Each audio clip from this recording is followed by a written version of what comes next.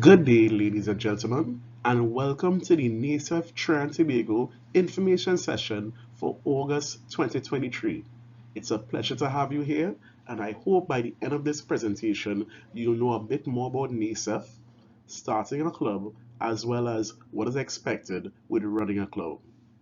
Let's dive straight into it. My name is Mr. Akin O'Connor, and I am one of the directors of the Scholastic Esports Research Center, or SE Sport for short. SE Sport is one of the leading authorities on scholastic esports in Trinidad and Tobago and the wider Caribbean, where we aim to provide inspiration and resources for the scholastic esports industry. Our goal is to establish and promote scholastic esports programs in Trinidad and Tobago, as well as the Caribbean. We aim to raise awareness about the cognitive, creative, and competitive benefits of scholastic esports, and we have been in operation since 2021, where we have been working with various schools and community-based organizations in scholastic esports. Currently, SE Sport is involved with two scholastic esports programs, Girls Who Game and NASEF, where with Girls Who Game, we worked hand in hand with Melville Memorial Anglican, and with NASEF, we worked hand in hand with St. Margaret Boys Anglican Primary School. Now that we got the pleasantries out of the way, let's dive into the meat of the matter. Before we go further speaking about NASEF, what NASEF was about, and these other aspects, we need to define two terms. Even though you may be familiar with it, I always do this to ensure there is no confusion. We need to define what is gaming and what is esports. So gaming, or the definition of gaming, is the action or practice of playing video games, or it's also called casual gaming. And when we think of gaming or casual gaming, this is what it looks like. Having fun on the couch, hanging out with your friends, just having a fun time. So when we talk about gaming or casual gaming, it's a relaxing experience, a fun experience. Usually there's no stakes involved. It's just having recreational fun playing video games. And there is a difference between casual gaming and esports. The definition of esports is a form of sport competition using video games, or a video game played competitively for spectators, typically by professional gamers. That is what esports is. So there is a difference between gaming and esports. And when we think of esports, these are the images that comes to mind. We see people cheering, we see the intense focus, we see the quote-unquote gamer face, we see bright lights. In some cases, there are large arenas, and usually in esports, there's usually some form of cash prize involved. So this is what the images of what we think of when we say esports. But what we're here to talk about today isn't casual gaming or esports.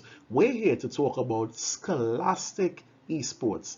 And scholastic esports is the intentional use of esports as a vehicle for learning. So please understand, the NASEF club is not an esports club. It's not a competitive video game club. No, it's a scholastic esports club where esports is a tool or a vehicle that is used for learning and to teach teenagers or youngsters different skills. Or in some cases, it can even be adults, because adults can be enrolled in scholastic esports programs also.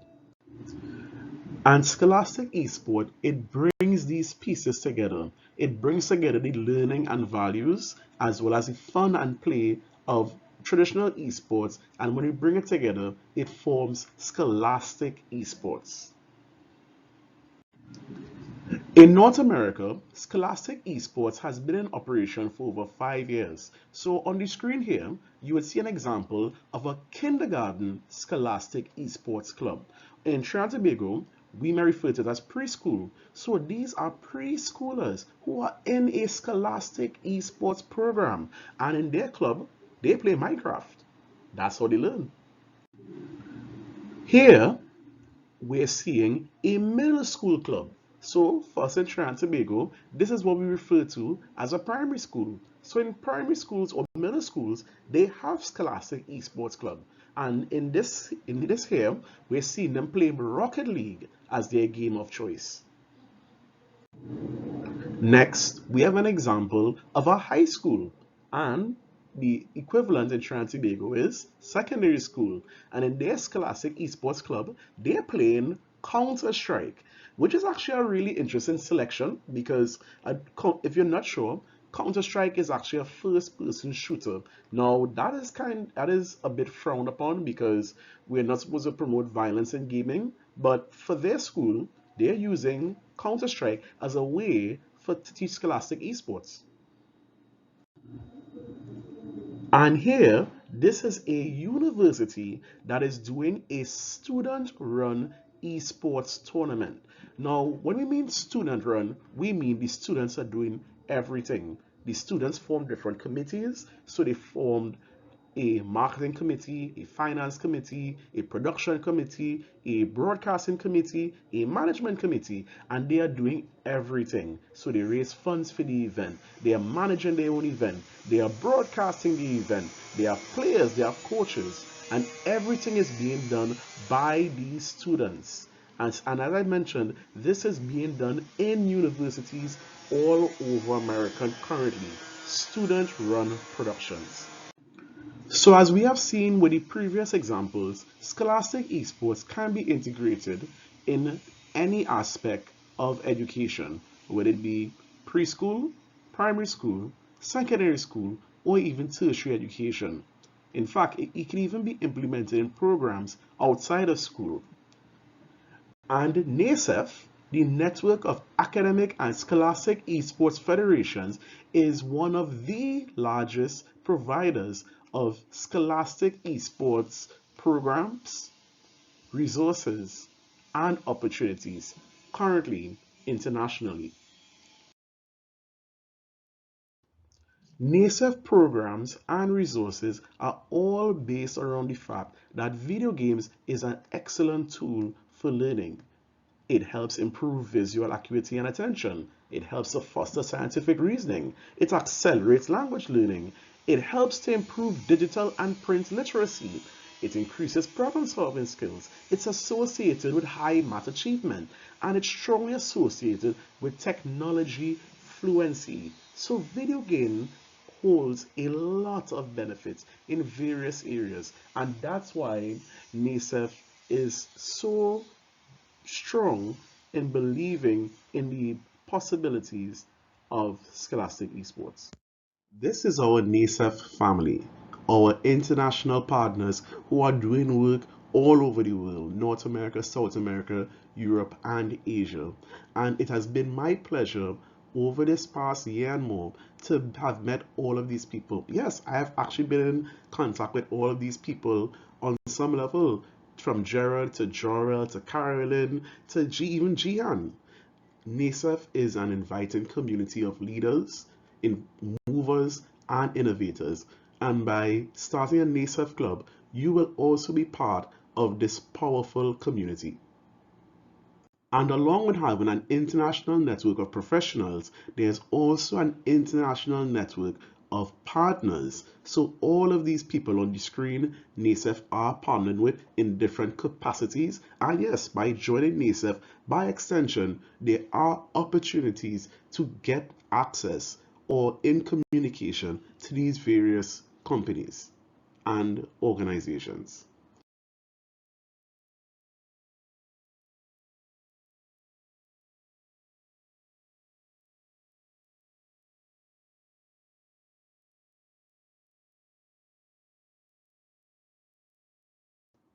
With over 38 members in a NASEF club, with over 78 plus countries involved in NASEF. As I mentioned before, Australia, South America, African continent, Europe, Asia, and predominantly, of course, North America.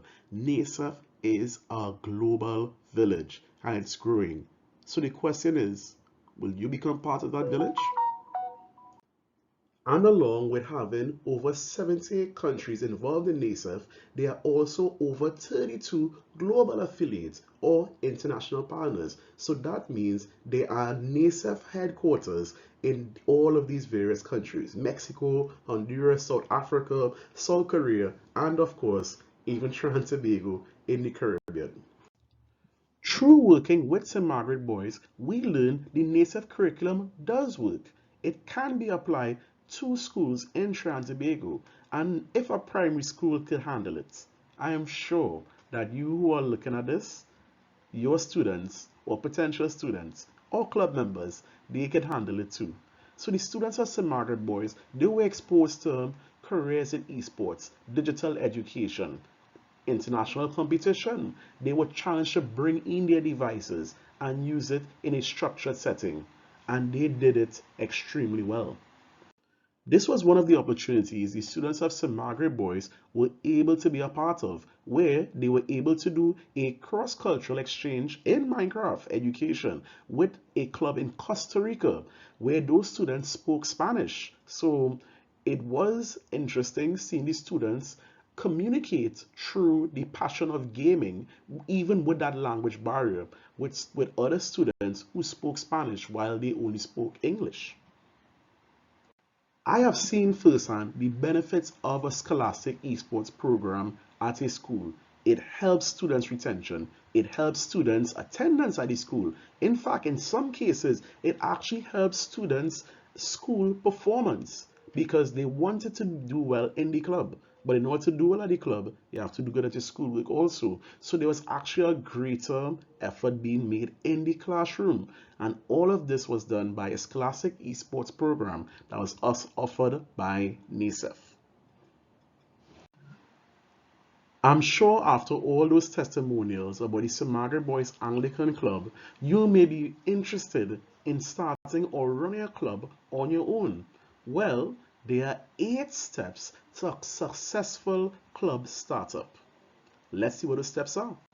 The first step, and I think the most important step, is identify a general manager or managers. A general manager is an adult or teacher in charge. It could be an employee, it could be a parent, it could be an educator. In some cases, it's actually college students. And gaming knowledge is helpful, but not always necessary. So you don't have to be an expert in Minecraft. You don't have to be an expert in Street Fighter or Smash Brothers or FIFA. All you have to have is a desire to help students, a desire to see them do well, and you will do a good job. So that's the first step. Do you have a willing teacher or parent or adult that wants to act as a general manager for the club? That's step one. Step two, you need to find a suitable location for your meeting. So if you're having it at a school or an organization, you need to locate a space that is student friendly. You also need a space that can facilitate many devices, which means it should be internet ready. There should be space for movement as well as reliable access to the internet. I cannot stress that enough. And of course, space for your club to grow. Because in some cases, you may start small, let's say 5 students, and then within the space of a few months, you go from 5 students to 20 students. So you must have a suitable location for where you want to host your meetings. So step one, you need to find a teacher or adult. Step two, do you have a suitable location for this club? Step three, you need to have students for the club. So you need to collect names for the initial student roster. In some cases, some people have students lined up out the door. Hundreds of students want to be part of the Scholastic Esports Club. But in some cases, we have to go and look for students. So that's your next step. You need to get an appropriate amount of students, because we would always advise don't start too big, start with a manageable number between 5 to 10, because if you go big too fast, it may be too much to handle.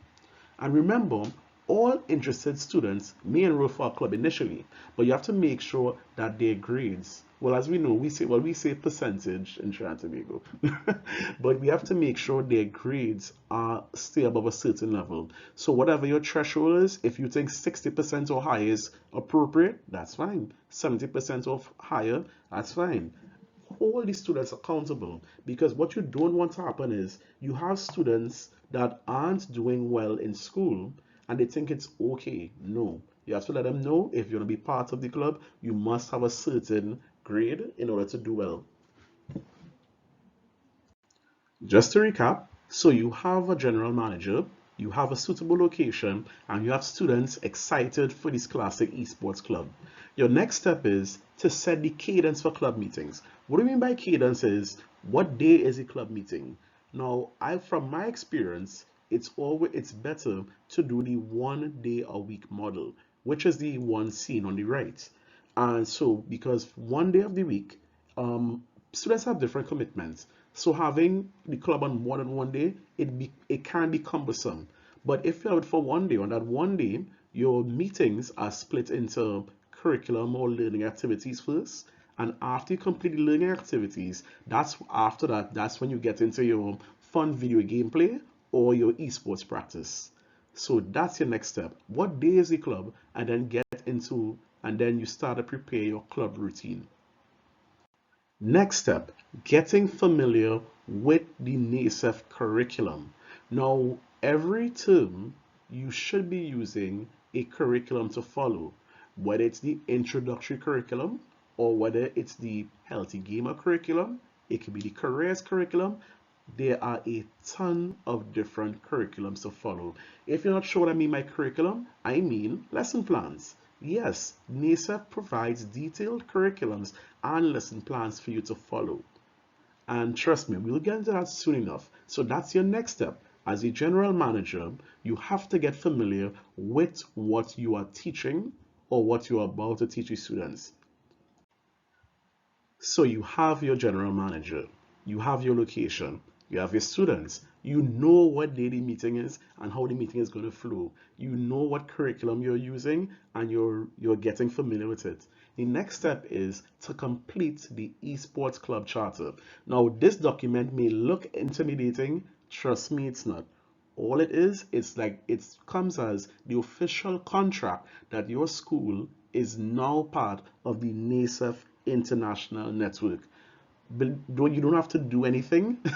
Everything is done for you. It's just for you to read through the different parts of it, understand what it means, and you can agree to it. In fact, it can be modified. So if you don't agree with something, or in fact it doesn't apply to what your school or organization does, you can actually modify the club charter.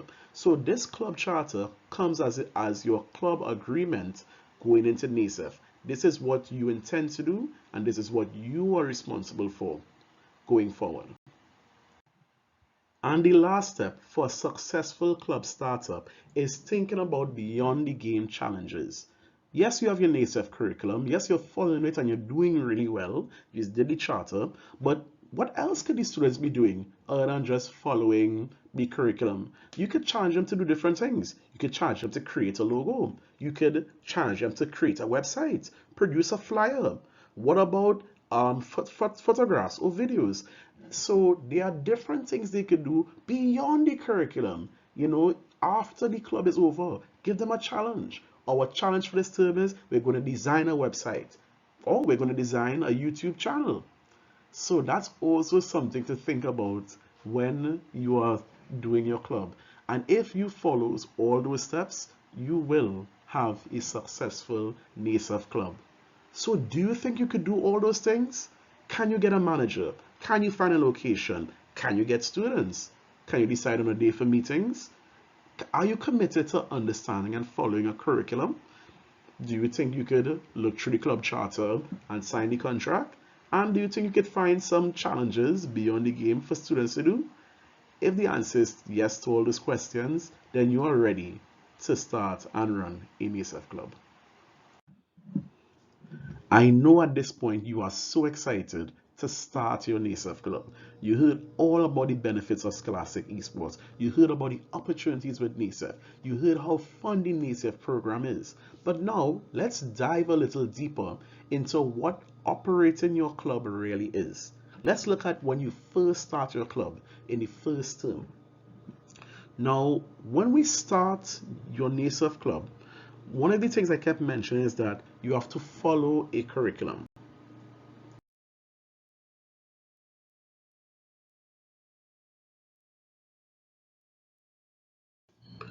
Core NASEF curriculums were developed by several industry professionals from these various areas, from the California Common Core State Standard, from the Next Generation Science Standards, to the International Society for Technology in Education, and also the Association for Career and Technical Education, where they built on various international principles in education across different educational curriculums, and they try to marry it with the NASEF curriculum pathway for not only career exploration but also for healthy body and mind education. The curriculum that we will be using is a middle school curriculum that has a focus on introduction to esports that is supposed to run for 9 weeks. Now, I know some of you may be immediately saying, why are we using a middle school curriculum? Well, the reason why we're using a middle school curriculum or a primary school curriculum is because it can be implemented at any level of education. Because it was designed for a middle school, it can be used in high schools or secondary schools. It can even be used in university because this curriculum goes over all the introductory aspects of a NASEF club in such an easy manner that it makes it a fun and easy way for anybody at any age to get involved. So it's not overwhelming, it's simple to use, and it's fun. And it covers several important aspects of NASEF philosophies. Now, I know at this point, some of you may be saying, hold up, I've never used a curriculum before. I've never used a lesson plan before. I'm not a trained teacher. I may not be able to understand this information.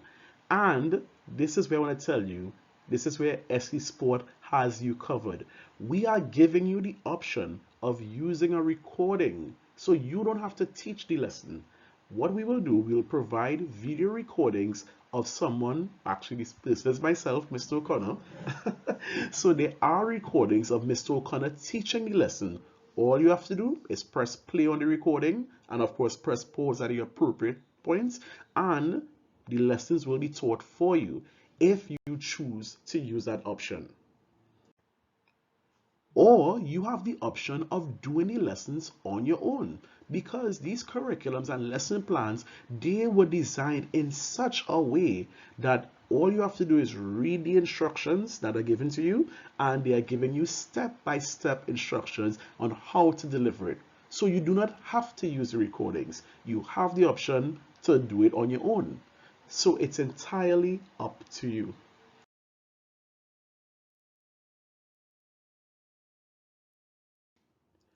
And by the end of the first term, all clubs should have made the same progress. So all clubs should be registered. All clubs should be established. You should have a club name. You should have a club motto. So there, I won't spoil it yet. You know, when you get into the curriculum, you will see the different items that are required. But by the end of the first term, all clubs that are registered with NASEF should have made the same amount of progress. And that's why we're using that specific middle school curriculum in term one. After term one, and we get into term two, and of course term three, this is where you get to specialize. So you can choose an area of focus and you go forward. What is your club going to be known for? What curriculum will you be focused on?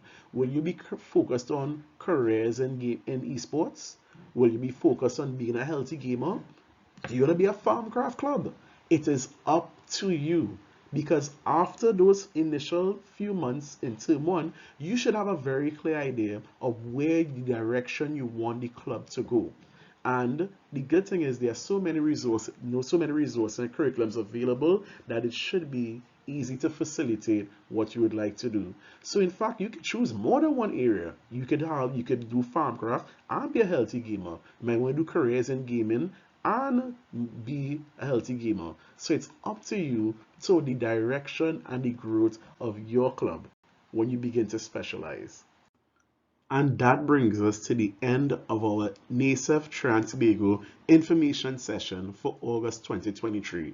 And I know that was a lot of information, from understanding what is Scholastic Esports to what is NASEF, to the opportunities in NASEF, to the operations of a NASEF club, and the expectations for what to come in term 1, 2, and 3. And let me leave you with these final thoughts.